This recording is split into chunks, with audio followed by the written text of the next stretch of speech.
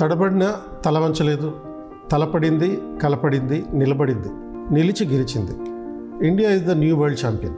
ఎగసి నిలిచిన ఆమె కథ ప్రతి మహిళా యూపీఎస్సీ ఆస్పిరెంట్ని ప్రేరేపించే క్రికెట్ కథ. మరి పడిలేచిన ఆ కెరటం కథ తెలుసుకునే ముందు ఒక అనౌన్స్మెంట్. యూపీఎస్సీ 2026 అవేర్నెస్ ప్రోగ్రామ్ ఒకటి నిర్వహిస్తున్నాం. క్లాస్ రూమ్ ఉంటుంది, అలాగే ఆన్లైన్లోనూ ఉంటుంది. Date 30th November 2025 morning 10 AM. Venue KPIS beside Sandhya theatre, RTC cross road, Hyderabad. ఈ ప్రోగ్రామ్కి అటెండ్ అవ్వడానికి ఇంట్రెస్ట్ ఉన్న వాళ్ళు డిస్క్రిప్షన్లో లింక్ ఉంది, క్లిక్ చేసి రిజిస్టర్ చేసుకోవచ్చు. 2025 మహిళా క్రికెట్ వరల్డ్ కప్ 3 సార్లు ఓటమి తర్వాత అందరూ ఏం చెప్పేశారంటే వీళ్ళ పని అయిపోయిందన్నారు.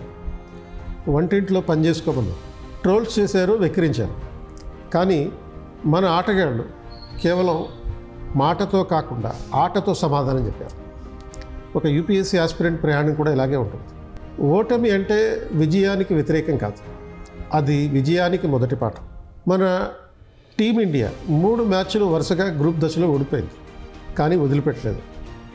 తిరిగి సర్దుకుంది, నమ్మకంతో నిలబడింది. ఒక యూపీఎస్సీ ఆస్పిరెంట్ కూడా ప్రిలిమ్స్లో ఫస్ట్ అటెంప్ట్ పోవచ్చు, సెకండ్ అటెంప్ట్ ఫెయిల్ అవ్వచ్చు, మూడోసారి కూడా తప్పుకోవచ్చు. కానీ ఫెయిల్ అయినంత మాత్రాన అది అంతం కాదు, ఆరంభం మాత్రమే. Attempts don't define your character, attitude defines you. ఈ ప్రాసెస్లో మన మహిళా క్రికెటర్స్ ఎంతో ట్రోలింగ్కి గురయ్యారు, డౌట్స్ పడ్డారు, వంట చేసుకోమన్నారు, బట్టలు తుక్కోమన్నారు. మన ఆస్పిరెంట్స్ని కూడా అలాగే అంటుంటారు. యూపీఎస్సీ ఎగ్జామ్ అంటే చాలా కష్టం, నీ వల్ల ఏమవుతుంది అని అంటుంటారు. కానీ గుర్తుపెట్టుకో, ఈరోజు నిన్ను తక్కువ చేసి అంచనా వేసిన వాళ్ళే ఏదో ఒక రోజు నీ నిశ్శబ్దానికి భయపడతారు. ఈ గెలుపులో కుటుంబం యొక్క కీలకమైన పాత్ర ఉంటుంది. Family is the hidden strength of every successful women. ప్రతి పెద్ద ఇన్నింగ్స్ వెనుక చిన్న విశ్వాసం ఉంటుంది. ఆ విశ్వాసం ఎక్కువగా ఇంట్లోనే పుడుతుంది. ప్రపంచం అనుమానించినప్పటికీ కూడా కుటుంబం నీతో నిలబడుతుంది. రాత్రంతా కూతురుతో మేలుకుని ఉండే అమ్మ, మళ్ళీ ట్రై చేయి తల్లి, నేనున్నాను కదా నేను అనే నాన్న, తన పాకెట్ మనీని అక్క కోసం ఖర్చు పెట్టే తమ్ముడు, వీళ్ళందరూ ఉన్నంత వరకు నీ విజయానికి ఎటువంటి అనుమానం లేదు. Behind every strong daughter there is a strong family. మరో అంశం, లీడర్షిప్ అండర్ ప్రెషర్. రేపు మీరు భారతదేశానికి ఒక నాయకురాలుగా తయారవుతున్నారు. ఈ ఫైనల్ మ్యాచ్ చూసినప్పుడు ఆ విషయం మీకు అర్థమవుతుంది. లీడర్షిప్ అంటే గట్టిగా మాట్లాడడం కాదు, నోరేసుకుని పడిపోవడం కాదు.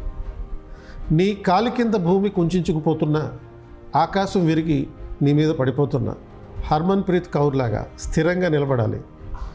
యూపీఎస్సీ ప్రిపరేషన్ కూడా అలాంటిది. స్థిరత్వాన్ని కోరుకుంటుంది, నిరంతరాయతను కోరుకుంటుంది. ఎలాంటి డిజాస్టర్ సిచ్యువేషన్లో అయినా కానీ స్టెబిలిటీ మెయింటైన్ చేయాలని కోరుతుంది. అండ్ మరో అంశం, ది పవర్ ఆఫ్ కమ్బ్యాక్. మన టీమిండియా ఫైనల్కి చేరింది లక్ వల్ల కాదు, ఆత్మవిశ్వాసం వల్ల మాత్రమే. చివరి ఓవర్లో కూడా డెస్టినీ మారుతుందనే నమ్మకం వల్ల. అది యూపీఎస్సీ ఆస్పిరెంట్కి కూడా వర్తిస్తుంది. ఫెయిల్ అయ్యి వదిలేకు, ఒక్కోసారి విజయం ఒక్క అడుగు దూరంలోనే ఉంటుంది. కాబట్టి మన టీమిండియాలో ఆడిన ప్రతి ప్లేయర్ కూడా ఈ ఆత్మవిశ్వాసాన్ని ప్రదర్శించడం జరిగింది. మరో అంశం ఏంటి అంటే పర్పస్ బియాండ్ సెల్ఫ్. అంటే నీ లక్ష్యం ఏంటి అనేది ఇంపార్టెంట్. వ్యక్తిగత ప్రయోజనాల కోసం ఆడడం కాదు, దేశ ప్రయోజనాల కోసం ఆడాలి, టీం కోసం ఆడాలి. అలాగే ఐఏఎస్ అనేది కేవలం ఒక వ్యక్తిగత లక్ష్యం కాదు. అది IIT లాగానో MBBS లాగానో ఏదో లక్ష్యాన్ని చేరుకోవడం, టార్గెట్ చేరుకోవడం కాదు. ఇది దేశం కోసం నీ తపన.